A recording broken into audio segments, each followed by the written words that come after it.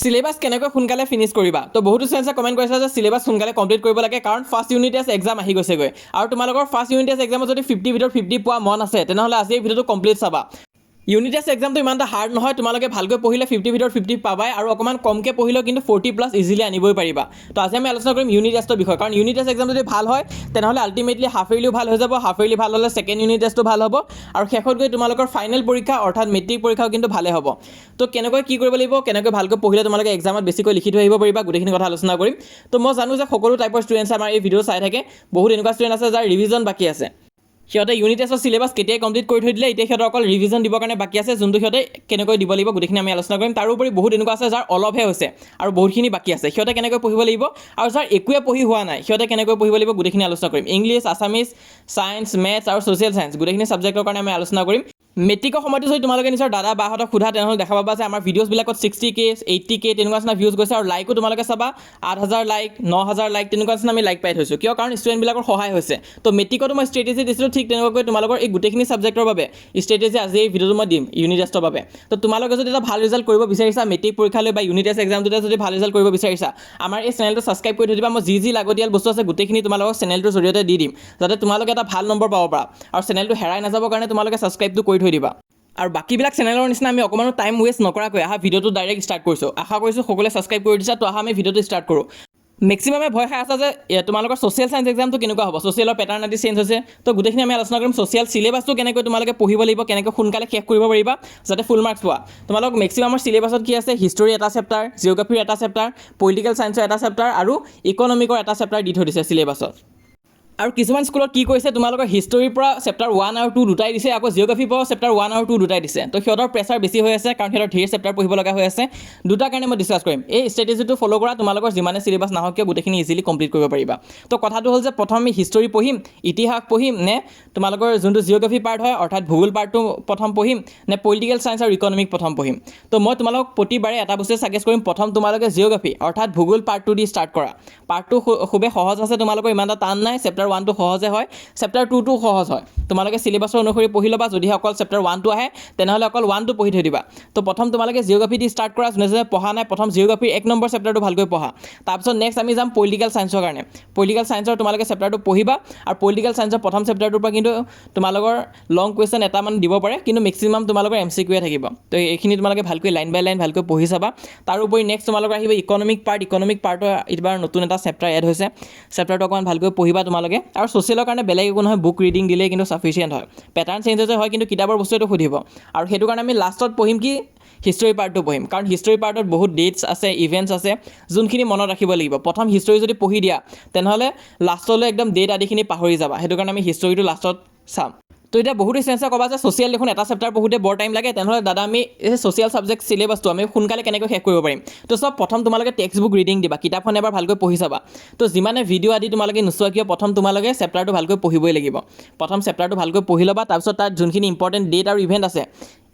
date আৰু event ক'ত থাকে তোমালোকৰ জিঅ'গ্ৰাফী পাৰ্টত ইমান এটা নাথাকে বাৰু যি দুই এটা আছে চাবা বাকী তোমালোকৰ পলিটিকেল ছায়েন্স ইকনমিক আৰু হিষ্টৰী পাৰ্টত ডেটছ আৰু ইভেণ্ট বহুত আছে সেইখিনি কাগজ এখনত লিখি ৰাখিবা ইম্পৰ্টেণ্ট হয় আৰু PYQ অকণমান ছল্ভ কৰি চাবা যদিহে স্কুলখন তোমালোকৰ বেছি এটা ষ্ট্ৰিক্ট নহয় কাৰণ বহুতো ডিষ্ট্ৰিক্টত এইবাৰ স্কুলেহে পাতিব ইউনিট টেষ্ট এক্সামটো তো সেইটো কাৰণে তোমালোকৰ সেই আগত আহি থকা প্ৰশ্নখিনিয়ে সুধি দিব তো তেনে ক্ষেত্ৰত তোমালোকে PYQখিনি অকণমান চাই থৈ দিব পাৰা কিন্তু যদি ভাবিছা যে তোমালোকৰ স্কুলখন বহুত ষ্ট্ৰিক্ট আছে আৰু এই নিউ পেটাৰ্ণৰ কুৱেশ্যন আদি কাটি থাকে তেনেহ'লে তোমালোকে 2026 চনৰ পেপাৰখিনি ভালকৈ চাবা মই ইউনিট টেষ্টৰ পেপাৰখিনি আপলোড দিম চেনেলত তোমালোকে চাই থৈ দিবা তো সেইটো কাৰণে তোমালোকে চেনেলটো ছাবস্ক্ৰাইব কৰি থৈ দিবা যাতে পেপাৰখিনি আহিলে পাই যোৱা তো মই সোনকালে আমাৰ চেনেলত আপলোড দিবলৈ গৈ আছোঁ একদম নিউ পেটাৰ্ণৰ কুৱেশ্যন থকা তোমালোকৰ কুৱেশ্যন পেপাৰ কিছুমান দিবলৈ গৈ আছোঁ সেইটো কাৰণে আমাৰ এই চেনেলটো তোমালোকে ছাবস্ক্ৰাইব কৰি থৈ দিবা যাতে আহিলে তোমালোকে গম পাই যোৱা ছ'চিয়েল ছায়েন্স ইমানটা সামৰিছোঁ এনেকৈ প্ৰেক্টিছ কৰিলে হৈ যাব এতিয়া আমি ডিছকাছ কৰিম বিজ্ঞান তোমালোকে ছায়েন্স ছাবজেক্টটো কেনেকৈ পঢ়িব লাগিব তিনিটা পাৰ্ট আছে বায়'লজি ফিজিক্স আৰু তোমালোকৰ কেমেষ্ট্ৰি পাৰ্ট এইবাৰ বহুতো স্কুলত কি হ'ব তোমালোকৰ অকল বায়'লজি আৰু ফিজিক্স পাৰ্টটোহে আহিব কেমেষ্ট্ৰি পাৰ্টটো তোমালোকৰ নাহে ইউনিট টেষ্ট এক্সামত কিন্তু কিছুমান ডিষ্ট্ৰিক্টত আকৌ ইউনিট টেষ্ট এক্সামত কেমেষ্ট্ৰি পাৰ্টটো আহি যাব তো সেই দুটা কাৰণে মই ভিডিঅ'টো লৈ আনিছোঁ প্ৰথম তোমালোকৰ কেমেষ্ট্ৰি থাকক বা নাথাকক প্ৰথম তোমালোকে বায়'লজিয়ে পঢ়িব লাগিব বায়'লজি ভালকৈ পঢ়িবা লাইন বাই লাইন পঢ়ি যাবা ডায়েগ্ৰাম আদিখিনি ভালকৈ চাবা ডায়েগ্ৰাম এইখিনি বহুত ইম্পৰ্টেণ্ট হয় তোমালোকৰ কোনটো চেপ্টাৰনো আছে তোমালোকৰ 6 নম্বৰ চেপ্টাৰটো আছে জীৱন প্ৰক্ৰিয়া লাইফ প্ৰচেছেছ সেইটো ইমান এটা টান চেপ্টাৰ নহয় তোমালোকে লাইন বাই লাইন ভালকৈ বস্তুখিনি পঢ়ি যাবা এবাৰ ৰিডিং এটা দিবা তাৰপিছত ওৱান শ্বট আদি চাব পৰা তোমালোকে তাৰপিছত বায়'লজিটো সোনকালে শেষ কৰি আমি যাম ফিজিক্স পাৰ্টত আমি নেক্সট যাম তাত কি ইম্পৰ্টেণ্ট আছে তোমালোকে ফৰ্মুলা আদিখিনি ভালকৈ চাবা আৰু কি কোৱা হৈছে সেই বস্তুখিনি তোমালোকে অকণমান ভালকৈ চাই থৈ দিবা কাৰণ তোমালোকক নিউমেৰিকেলছ দিব মানে তোমালোক অংক থকা কিছুমান প্ৰশ্ন আহিব এটা 5 নম্বৰীয়া তোমালোকক নিউমেৰিকেল এটাও দি দিব পাৰে শেষলৈ সেইটো কাৰণে তোমালোকে ভালকৈ প্ৰেক্টিছ কৰিবা ফৰ্মুলা আদি জানিব লাগিব আৰু অকণমান মেথছৰ টাইপ কুৱেশ্যন দিব পাৰে ফিজিক্সত সেইখিনি তোমালোকে কৰিব পাৰিব লাগিব তো বায়'লজি কৰাৰ পিছত আমি ফিজিক্সত যাম নেক্সট আৰু তোমালোকৰ যদি কেমেষ্ট্ৰি আছে তেনেহ'লে নেক্সট তোমালোকে লাষ্টত কেমেষ্ট্ৰিত যাবা আৰু যদি কেমেষ্ট্ৰি নাই তেনেহ'লে ইয়াতে তোমালোকৰ প্ৰিপেৰেশ্যনটো শেষ হৈ যাবগৈ কাৰণ কিছুমান ডিষ্ট্ৰিক্টত কি আছে বায়'লজিৰ পৰা তোমালোকৰ এটা চেপ্টাৰ আছে ফিজিক্সৰ এটা চেপ্টাৰ আছে আৰু কেমেষ্ট্ৰিৰ চেপ্টাৰে নাই কিন্তু কিছুমান ডিষ্ট্ৰিক্টত কেমেষ্ট্ৰি চেপ্টাৰ দি দিছে তো কোনকেইটা চেপ্টাৰ দিছে সেইটো আহা এবাৰ চাই লওঁ তোমালোকৰ চেপ্টাৰ নম্বৰ 6 আৰু চেপ্টাৰ নম্বৰ 10 লাইফ প্ৰচেছেছ আৰু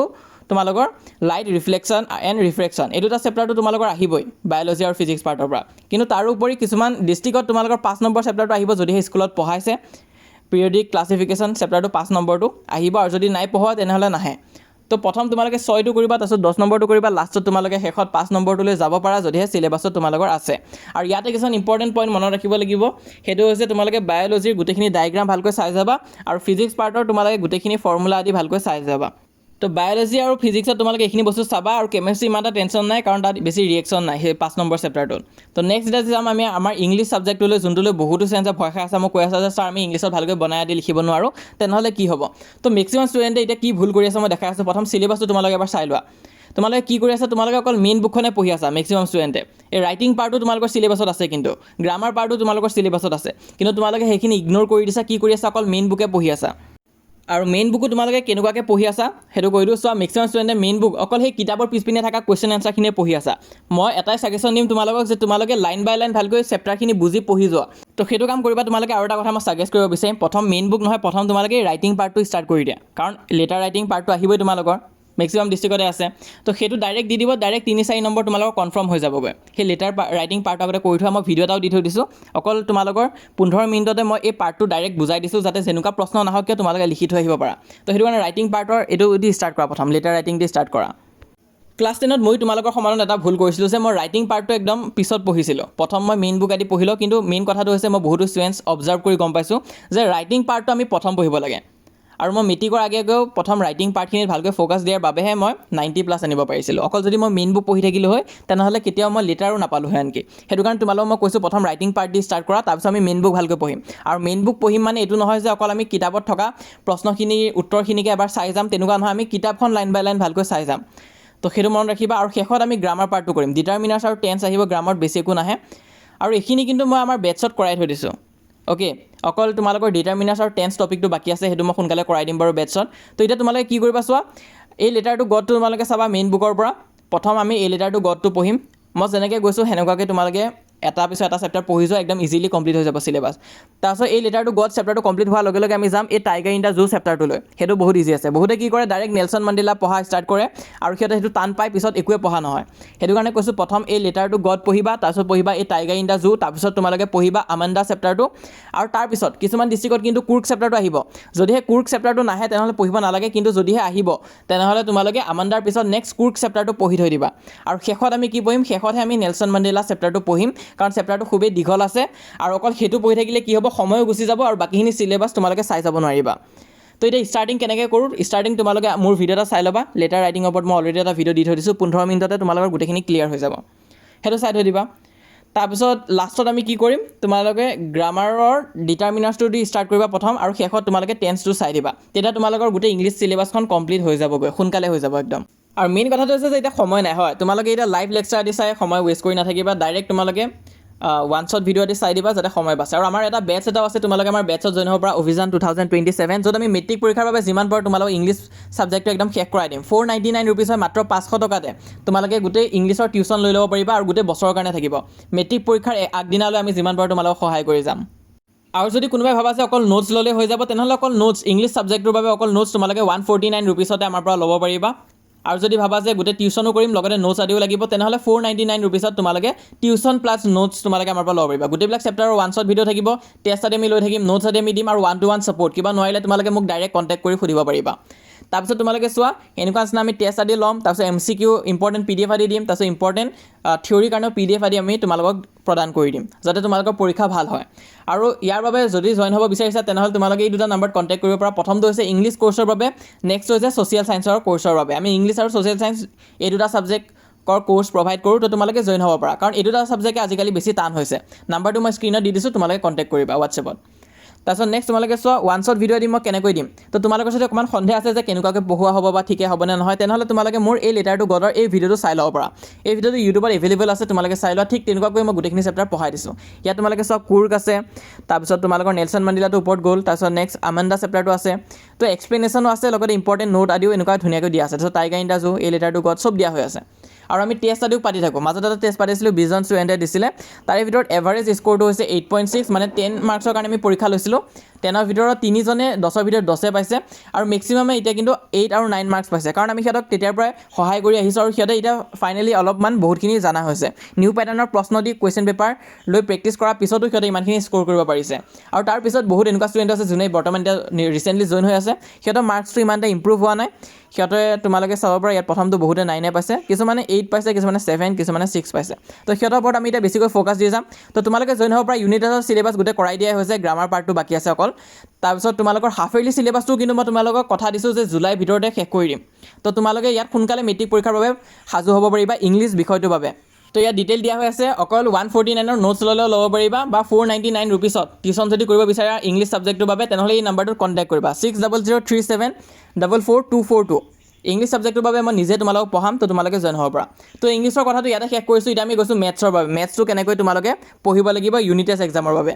তো মেথছত কি কৰিবা মেথছত প্ৰথম তোমালোকে ৰিভিজন পাৰ্টটো দি ষ্টাৰ্ট কৰিবা খুবেই সহজ আছে ৱাৰ্ম আপৰ নিচিনা হ'ব প্ৰথম আমি ষ্টাৰ্ট কৰিম ৰিভিজন পাৰ্টটো দি বাকীখিনি চেপ্টাৰ দি ষ্টাৰ্ট নকৰিবা ৰিভিজন দিয়ে ষ্টাৰ্ট কৰিবা লগতে এটা ইম্পৰ্টেণ্ট কথা ক'বলৈ আছে তোমালোকে যদি ভিডিঅ'টো এতিয়ালৈ চাই আছা তেনেহ'লে কমেণ্টত জনাই দিবা তোমালোকৰ ডিষ্ট্ৰিক্টৰ নামটো জনাই দিবা আৰু কেই তাৰিখে পৰীক্ষা আছে সেইটো মোক কমেণ্টত জনাই দিবা নহ'লে আকৌ এনেকুৱা হৈ যাব যে মই ইম্পৰ্টেণ্ট বস্তু তোমালোকৰ পৰীক্ষা হৈ যোৱাৰ পিছতহে দিছোঁ সেইটো কাৰণে তোমালোকে মোক প্লিজ তোমালোকে নিজৰ ডেটটো জনাই দিবা কেতিয়া এক্সাম আছে আৰু কোনখন ডিষ্ট্ৰিক্টৰ পৰা কৈ আছা তো প্ৰথম আমি ষ্টাৰ্ট কৰিম ৰিভিজন পাৰ্টটো দি আৰু আশা কৰিছোঁ সকলোৱে যাতে নিজৰ ডিষ্ট্ৰিক্টৰ নাম আৰু ডেটটো জনাই দিছা যে কেই তাৰিখৰ পৰা পৰীক্ষা আছে তো অহা ভিডিঅ'টো কণ্টিনিউ কৰোঁ নেক্সট তোমালোকে চাবা 2 নম্বৰ চেপ্টাৰটো চাবা প্ৰথম আমি ৰিভিজন চাম নেক্সট আমি 2 নম্বৰ চেপ্টাৰটো চাম কাৰণ 2 নম্বৰ চেপ্টাৰটোৰ পৰাই তোমালোকৰ মেক্সিমাম মাৰ্কছ আহে মেট্ৰিক পৰীক্ষাটো প্ৰতিটো চেপ্টাৰৰ পৰা তোমালোকে চাবা যে 4 নম্বৰ 5 নম্বৰ 6 নম্বৰ আহে কিন্তু চেপ্টাৰ নম্বৰ 2ৰ পৰা তোমালোকৰ 8 নম্বৰ আহে ইয়াৰ পৰা মেক্সিমাম মাৰ্কছ আহে সেইটো কাৰণে প্ৰথম আমি ৰিভিজন চেপ্টাৰটো পঢ়িম তাৰপিছত নেক্সট আমি চেপ্টাৰ নম্বৰ 2টো আমি চাম তাৰপিছত আমি চেপ্টাৰ নম্বৰ 2টোৰ পিছত তোমালোকে যদি চেপ্টাৰ নম্বৰ 6টো ইজি পোৱা সেইটো চাব পৰা কিন্তু বহুতে চেপ্টাৰ নম্বৰ 1টোহে 6তকৈ ইজি পায় তো সেইটো কাৰণে তোমালোকে চেপ্টাৰ 1টোৱে চাই দিবা যদি 1টো বেছি ইজি পোৱা তো ইয়াত আমি প্ৰথম ৰিভিজন চালোঁ তাৰপিছত চেপ্টাৰ নম্বৰ 2 চালোঁ তাৰপিছত চেপ্টাৰ নম্বৰ 1 চাম আৰু শেষত আমি চাম চেপ্টাৰ নম্বৰ 6 আৰু চেপ্টাৰ নম্বৰ 6ত এটা বস্তু মন কৰিবা যে তোমালোকে এক্সাৰচাইজ 6.3 লৈহে কৰিব লাগিব তাৰ পিছৰখিনি তোমালোকে কৰিব নালাগে 6.3 লৈ তোমালোকৰ এক্সামত আহিব আৰু এটা চেপ্টাৰ তোমালোকে কেনেকৈ সোনকালে শেষ কৰিব পাৰিবা প্ৰথম তোমালোকে চেপ্টাৰটো ষ্টাৰ্ট কৰাৰ আগতে তাৰ ইন্ট্ৰডাকশ্যনখিনি ভালকৈ চাই ল'বা আৰু ফৰ্মুলাখিনি চাবা যে মেইন ফৰ্মুলা কোনটো হয় এই চেপ্টাৰটোৰ বাবে আৰু তাৰপিছত তোমালোকে এক্সাম্পলৰ প্ৰশ্নখিনি চাবা যে কেনেকৈ শেষ কৰা হৈছে তোমালোকে এক্সাৰচাইজৰ প্ৰশ্ন স্কিপ কৰিলে এক্সাম্পলৰ প্ৰশ্ন স্কিপ নকৰিবা কেতিয়াও আৰু যদি তোমালোকে দেখা পোৱা যে 2-3টা কুৱেশ্যন একদম ছেইম ফৰ্মেটতে আছে একেটা ফৰ্মুলা দি ছল্ভ কৰিলে ওলাই যায় তেনে ক্ষেত্ৰত তোমালোকে 3টা ভিতৰত অকল এটা কৰিলে হৈ যাব কাৰণ আমি সময় বচাব লাগিব পৰীক্ষাত আমি গোটেইখিনি বস্তু কৰি থাকিলে নহ'ব পৰীক্ষাৰ আগদিনা লাষ্টত আমি ডিছকাছ কৰিম আছামিজ ছাবজেক্টৰ বাবে কি কৰিব লাগিব তো মই চিলেবাছটো লৈ ডিছকাছ কৰি আছোঁ পিছত কিন্তু প্ৰথম তোমালোকে চোৱা এটা চেপ্টাৰ কেনেকৈ সোনকালে শেষ কৰিব পাৰিবা প্ৰথম তোমালোকে টেক্সট বুকখন ভালকৈ ৰিডিং দিবা কিতাপত কি লিখা আছে লাইন বাই লাইন তোমালোকে ভালকৈ চাই যাবা তাৰপিছত নেক্সট তোমালোকে লেখক পৰিচয়টো স্কিপ কৰি নিদিবা বহুত ইম্পৰ্টেণ্ট আছে আৰু PYQ চাবা পেটাৰ্ণ একদমেই চেঞ্জ হোৱা নাই আগতে যিবোৰ কুৱেশ্যন আহিছিল এতিয়াও কিন্তু সেইবোৰ কুৱেশ্যন আহে আছামিজ বিষয়টোৰ বাবে তো তেনেকুৱাকৈ তোমালোকে চাই গ'লে হ'ল আৰু কথাটো হ'ল যে প্ৰথম কোনটো পঢ়িব লাগিব সেইটো মই এতিয়া আলোচনা কৰি আছোঁ ভিডিঅ'টো মন দি চাবা তো অসমীয়া চিলেবাছটো অকণমান ডাঙৰ আছে তোমালোকৰ হ'লেও প্ৰথম ষ্টাৰ্ট কৰিবা বৰগীত বা জিকিৰ চেপ্টাৰটো ষ্টাৰ্ট কৰিবা প্ৰথম কাৰণ সেই দুটা চেপ্টাৰ অকণমান সহজ হয় তো তাৰ পৰা প্ৰথম তোমালোকে ষ্টাৰ্ট কৰিবা কুৱেশ্যনো বহুত লিমিটেড আছে সেই কিতাপৰ দিয়া প্ৰশ্নখিনি চালে হ'বনে হয় সেইখিনি চাবা তাৰোপৰি কেইটামান তোমালোকে অলপ ভিতৰুৱা কুৱেশ্যনো চাই থৈ দিবা